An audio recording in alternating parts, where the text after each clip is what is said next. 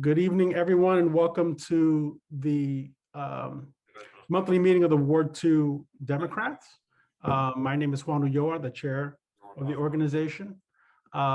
With us tonight is Captain Ryan Small of the 3rd District, the Metropolitan Police Department.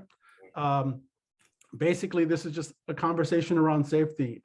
Given the spikes in crime that have occurred not only here but across the country, I think it's important for us to offer opportunities for law enforcement to connect with the community and offer tips and advice and tools to help us through this difficult and what I hope to be a very temporary time in the district.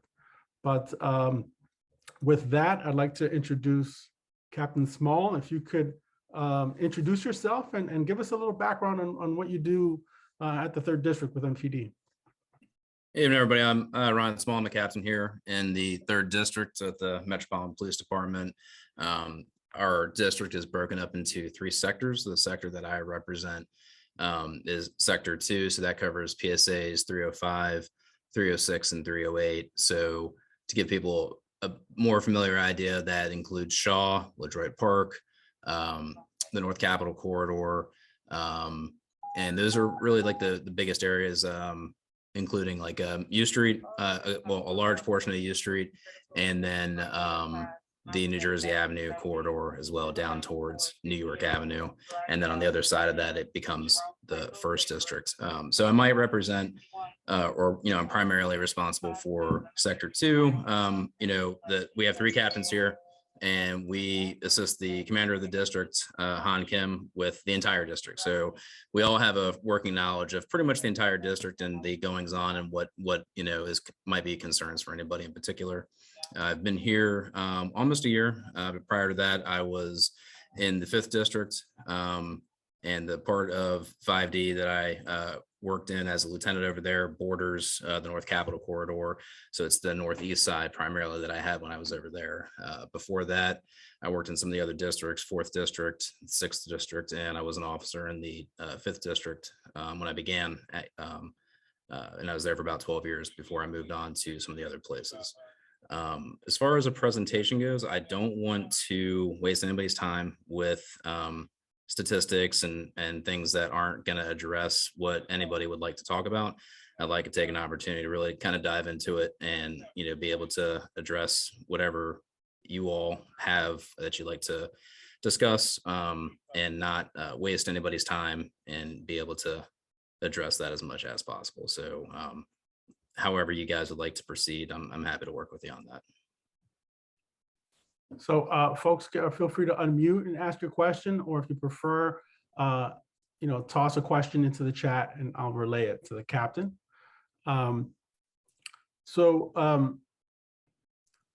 Captain, what are you seeing on the street in terms of activity, crime? Are there any trends that we should be aware of? And, one of the things that we discussed kind of in our email exchange, with the warm weather coming up, people are going to be getting out more. And with the increased activity on the street, that may lead to crimes of opportunity. What are your suggestions, recommendations to the general public? Personal safety is always a very individual sort of thing. What is the type of precautions that one person might want to take, or varies very differently from other people, based on their personal comfort levels. What I really recommend for anybody is to really just be mindful of your own safety and do what you can to make the best decisions for what you need. One of the biggest problems that we have in the 3rd District, and really citywide, is auto theft these days, and theft from auto. I don't want to say anything that could make a person feel like any kind of victim blaming. No one has a right to take your property. But unfortunately, the world that we live in, there's always going to be a percentage of people that are going to do what they want to do. So it's up to us to, not just work with law enforcement and rely on law enforcement to help them, but to make good, consciously make good decisions for ourselves to protect our property and the people in our families and friends. When it comes to auto theft, the number one source these days is what we call hop-ins or key cases, and that's where people are really just leaving their vehicles running and unattended. The push button cars, a lot of people don't realize that even if you have the key fob with you, that as long as that car is running, another person can get into it, put it in the drive and leave. And until that car gets turned off or it runs out of gas, they can do whatever they want with it. Taking the key fob out of it doesn't immobilize the vehicle. And then for those of us that have regular cars that still have a traditional key, a lot of people, innocently enough, are thinking, I'm just going to run in and do something, drop something off, pick it up, run back in the house because you forgot your wallet, whatever it might be. And then there's a person that comes along. And what a lot of people don't realize is that these folks that are doing that, they're, scouring neighborhoods, oftentimes in another vehicle, waiting for that to happen. They're there somewhere on the block. You don't see them because they're in a building or they're in another vehicle waiting with, a friend or, their criminal coworker to take advantage of that opportunity. So as soon as they see that you did that, they pull up, they jump out, hop in the car, and off they go. The problem with that is that those cars end up getting used in a lot more violent and heinous crimes throughout the city. And that's really a nationwide issue. It's not unique to Washington, D.C. That's not to try to make anybody feel any better, but it's not something that's special. That just seems to be happening here.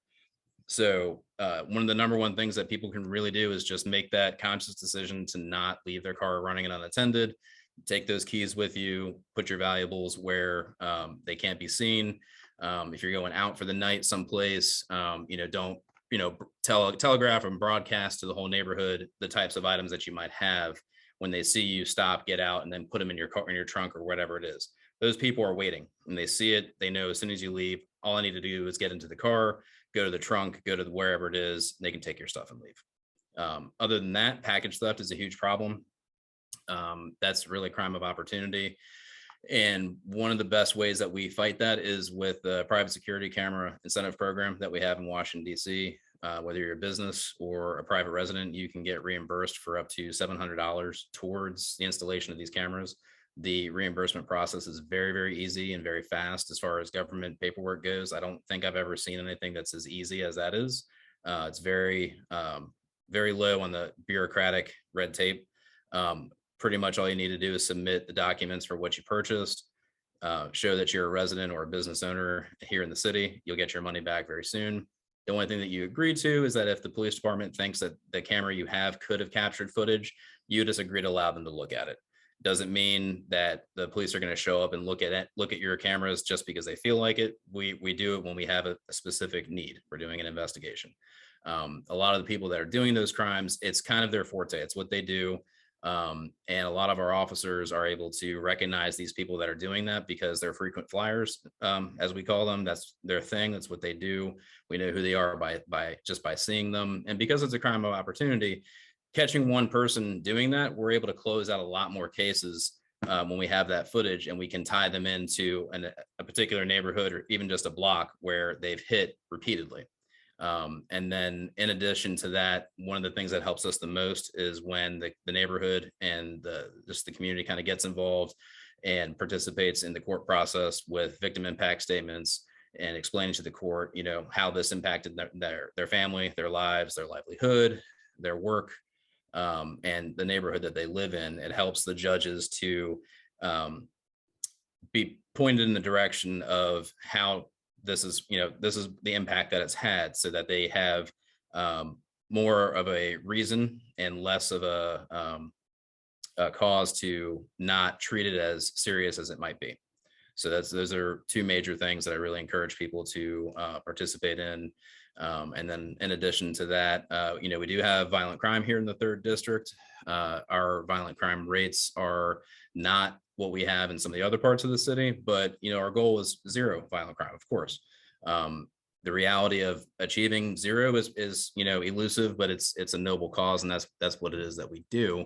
But working with the community, community events, doing pretty much whatever we can to work together to try to solve these problems in the most constructive ways that benefits everybody is really our goal. U Street, the 9th Street corridor, Shaw, some of those other areas, it's one of the most vibrant parts of the city. Everybody wants to come here from all over the area, whether they live in DC, Maryland, or Virginia, to go to one area, and all of the nightlife activity that you kind of expect kind of comes along with that is criminal activity. A lot of issues with public intoxication, bars and clubs that don't always adhere to the strictest rules on what it is they're supposed to be doing. So working with those folks, we have a lot of officers that are in those areas. We try to keep up with what's going on in those bars and clubs to help them with what it is that they're doing, because we want them to be able to operate and make their money and help make the area what it is. But we also have to mind what it is that's going on. And we do on occasion have establishments that aren't really adhering to the codes and the agreements that they make. And we have to do the documentation for that. And then we work with other parts of the government to have investigations done on in regards to things that the police department is not the primary agency for. But without us doing our first part, they're not able to get in and do the things that they need to do. And one of the things that people can do is work with their ANC commissioners for places that might be causing problems in the neighborhood that have alcohol licenses, traffic complaints that kind of come with those issues, parking issues, permitting for the neighborhoods where people are parking at, a lot of complaints about people being able to park in the neighborhood that they live in. We want to make sure that they can do that, but we also have to kind of balance that where we have public parking as well. One of the best ways for the neighborhoods that are having that problem is to work with their ANC commissioners, because they can petition the parking enforcement to have changes done to the signs that you see on the street that dictate the hours and days of the week that public parking can be there, and when it's reserved mainly for the residential for you to be able to park when you come home from work in the evening and on the weekends.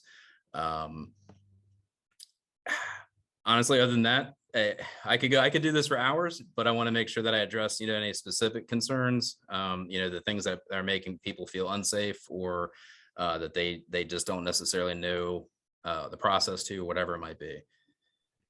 Well, we do have a question in the chat from former 2FOA ANC Commissioner Janice Farabee. She had a question about I can speak. I can share. Hi, thank you. And thank you all for being here. I'm former ANC 2FOA here in the 2F Commission, Logan Circle. I live at 13th and Massachusetts Avenue. I also work on the weekends with the Downtown DC Bids Weekend Homeless Services. But my concern is about the community, the Thomas Circle encampment. And I know individuals have had some issues around encampments. But we pulled together a Thomas Circle stakeholders committee, businesses, the Zena Hotel, Wawa's, CVS, Streets Market, that have, places that have been broken into. My building twice in 3 weeks. Our back door was jimmied open by the same person, and cars were vandalized. Which address was that? Excuse me? Which address was that last one with the cars? 1221 Massachusetts Avenue. Okay. Also across the street at 1234 Massachusetts Avenue, the Zen Apollo. But Downtown DC Bid did an assessment of maybe I think about 17 individuals that were located at Thomas Circle, and assessed that 9 of them were classified as homeless and were given support and I think taken out of the area. The remaining individuals are individuals that have said they don't want any assistance, and are some of the individuals that are committing these crimes. And we would like to know why the police are not able to clear the Thomas Circle encampment. So it's a very complicated situation. The homeless encampments are everything regarding those is guided by the homeless encampment protocol, which Right. is administered through the DMHHS, Department of Mental Health and Human Services, if I'm saying it correctly. Mhm. The Metropolitan Police Department is not the primary agency involved in the homeless encampment situation. And the way it works is we work with them when they make requests so that we can, and we will assist them as long as it goes with the guidelines that are in place. But they take the lead on that, and we work with them when they make the request for when they are doing something like clearing an encampment out. One of the reasons that the process is the way it is because there is a relatively recent case in Washington, D.C. regarding the homeless encampment protocol that they have. Mhm. And in that case, it was challenged by a group of people. The government in that case did prevail. And the reason that the government prevailed is because the protocol is so very well laid out and detailed as to exactly how the process is done so that we aren't violating anybody's rights when we're doing that, because Washington, D.C., we're not criminalizing a person being homeless. Correct. So with these folks that are in these situations, the number one thing that we do across the government and various agencies is try to wrap them with as many services as possible to try to help them get out of the situation of being homeless, as long as that's what it is that they would like to do. And I would say, honestly, that in Washington, D.C., no person has to be homeless if they don't want to be. There is pretty much always a way or a program of some nature that's available, whether you're a male or female, or you identify in any other fashion, or any age group. There's always a way to help get them out of a homeless situation and into some kind of living conditions with a roof over their head. There's a variety I of programs. Go ahead. I understand all of that, and all of the stakeholders are very aware of that. What I'm saying is that no one in the Thomas Circle encampment is classified as homeless. The people in the Thomas Circle encampment are the individuals who are perpetuating the crime. Individuals have infiltrated these encampments and have taken advantage of the whole COVID-19 homeless situation and have set up criminal headquarters. So our concern is, if we know DHS, Pathways to Housing, all of the partners have come out to Thomas Circle and have talked to everyone in there. They've already taken away the folks who are classified as homeless, who want assistance. So I absolutely understand everything that you're saying. But the folks that remain are the individuals who are prostituting, selling drugs, who are breaking into who are stealing from Wawa, CVS, in our building. Folks recognize the folks. I don't go out at night anymore. I don't take my car out after dark. I don't go out anywhere after dark because of that situation. I don't even walk past Thomas Circle. So my question, and I'm going to pass it on, is why is it not possible, if downtown DC BID has told the police department that none of these individuals are classified as homeless and crimes have been traced back to them, crossbows, guns, drugs have been found in the encampment, how come those individuals cannot be taken out of there, arrested, taken and clean up that encampment? When we have reports of crime, we do our investigations for them. And in any cases where we have probable cause to believe that a crime has occurred, we make an arrest when we're able to. And then if we're not able to make an arrest on the spot for something, we go through the process with DC Superior Court for warrants. Those warrants are either authorized by a judge or not. Assuming that the warrant is approved, a person will be taken into custody as soon as possible. They then go through the court process. A person may be arrested for a variety of charges and may be released pending their case. A judge is the sole authority that makes a determination as to whether or not a person will be held for any period of time after they've been arrested by the police department. Washington, D.C. doesn't really have a bail system like you hear about in other jurisdictions. People typically in Washington, D.C. that get arrested, they're either released with what they call a citation to appear, which means they take your information, they take a fingerprint, they make sure you understand the date and time for your appearance in court. You're given a copy of all the paperwork that is needed for you to show up at your court date, and then you're released. If a person is held, it goes into the court system as determine how long they're going to hold a person. A person sometimes may be held for a short period of time while the court does certain things, and then they may be released depending on what a judge decides in that's presiding over that case.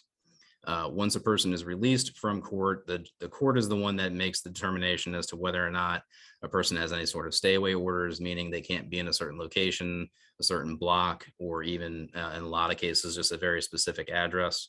And if a person, and they have, may or may not have other conditions that they're released with. It could be drug treatment, it could be drug testing, it could be they have to get employment, it could be any number of things as determined by the judge and CSOSA, which is the court supervision agency for Washington, D.C., and that's a part of the federal government. But if a person is released, and let's just make the assumption that they don't have any conditions on them that say they can't be in a certain place, we are not legally allowed to prevent a person from returning to that spot. In terms of that being an encampment, again, it goes back to the protocol that we are guided by through the mayor's office and the DMHHS.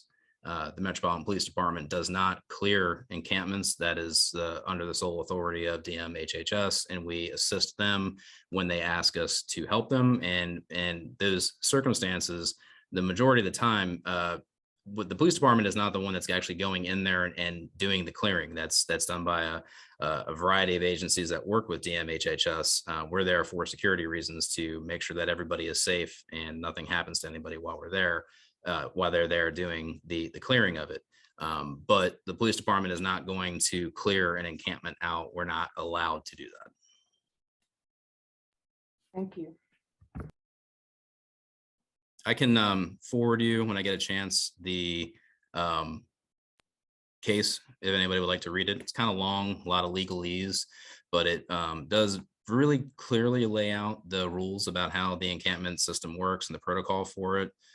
It's not the most interesting thing in the world to read, but it is informative, and it really lays out the great lengths that the government goes to do that in a way that doesn't violate anybody's rights, because that's really key. That's what we're doing, is we're not trying to do these things in a fashion that, you know, the government shows up, takes your stuff and just tosses it in the trash, and that's the end of it. Have a nice day. We don't do that at all. I appreciate all of that. I'm just going to say this. I have all that information.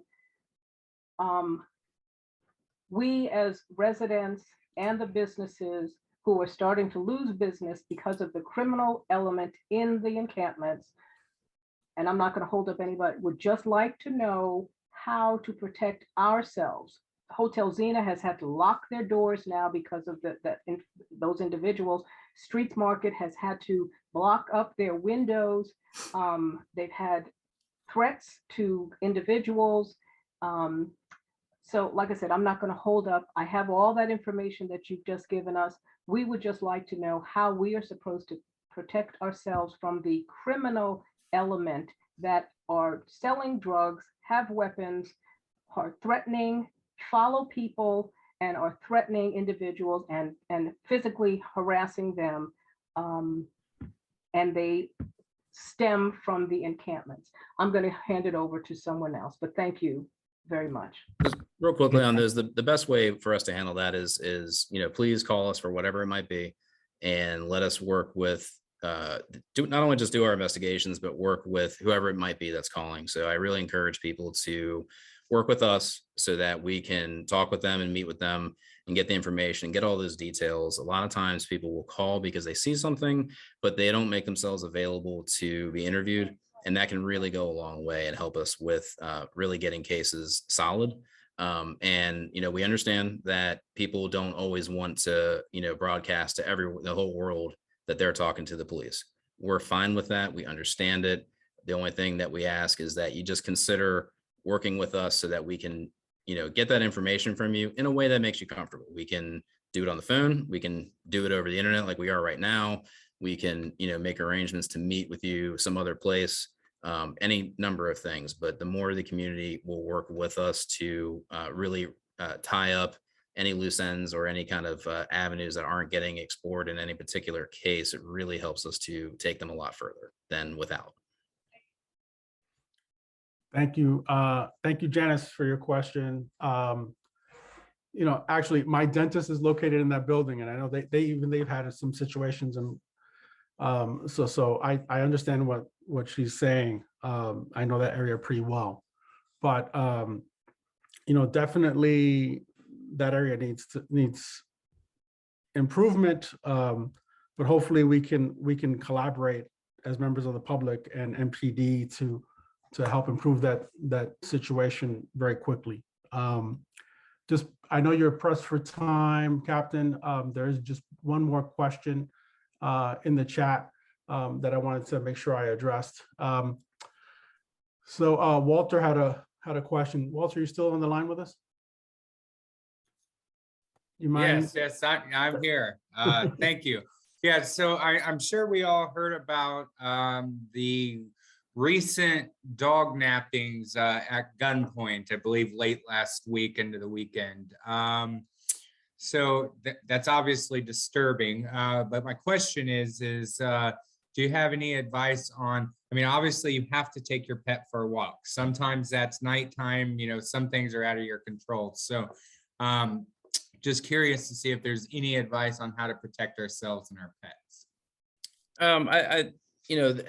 Those are hard cases to kind of stomach in any respect. And it's hard to sort of answer that because like you're saying, you need to take your animals out and do the normal things that you need to do, but also take your animals out and walk them and do all those things as well. I don't know the details of those cases. So in terms of, I don't know if there is any sort of reason that they knew so that the people that had those dogs had them. Both of those are pretty sought after dogs. One is I guess a miniature Aussie Shepherd. The other was a French Bulldog. And those are dogs that anybody who knows anything about dogs knows how expensive those dogs can be. So I don't know if somebody knew that these people had them and they were looking for it.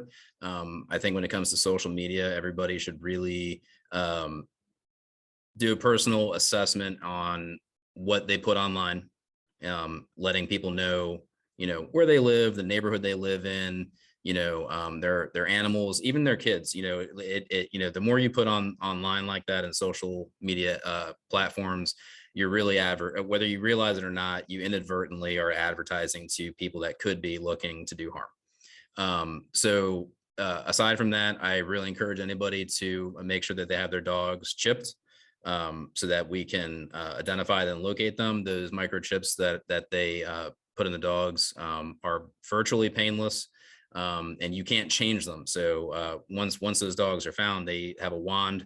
They run it across the dog's back. They find the information on there, and it says everything about who the owner is, so that we can get that dog returned to who it is. It helps us identify who owns the dog. A lot of people are even doing things like putting air tags on their dogs' collars and things like that now. And then aside from that, just being aware of your surroundings and where you're going and what you're doing. If something doesn't seem right, then trust your instincts about where you're going or what you're what it is that you're seeing, and respond to that accordingly. But in terms of altering your normal routine, that's really a personal thing that that everybody has to make a decision on for themselves. We do investigate those cases very, very aggressively. We were able to make several arrests for the one. We have recovered that one dog. That case is ongoing in a few different respects, and we are still actively looking for the other dog that was taken in that case as well. But they're hard cases to work with. We don't know if they just happened to see the dog on the street and decided to take the chance to commit that crime, or if there was something else that made them be there looking for it. But really just in your cars, keep your doors locked at all times when you're traveling anywhere. Don't roll your windows down if people approach you that, obviously if you don't know them or it's not the police, trying to give you some sort of assistance. If you are able to get away from an area in your car, if you see something that doesn't seem right, please, by all means, get out of that situation and then call us and let us know what it is that you see and what's going on. If you see something in the neighborhood that doesn't seem right, and seems like, somebody's paying attention to the dogs in a way that isn't just somebody that likes dogs, by all means, call us and we can make contact with anybody that we see on the street and at least attempt to interview them, engage them and interview them. And those contacts can turn into something more very quickly, depending on what we have going on. But we don't necessarily know if we don't hear from folks and we don't try to make that contact and see where it goes. It could be completely innocent. It could be something that turns into a big case and we just don't know it.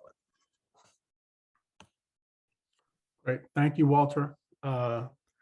Thank you, Captain. It's now a little bit after 7. You've been overly generous with your time and I appreciate it. No problem. But I hope this will be the first opportunity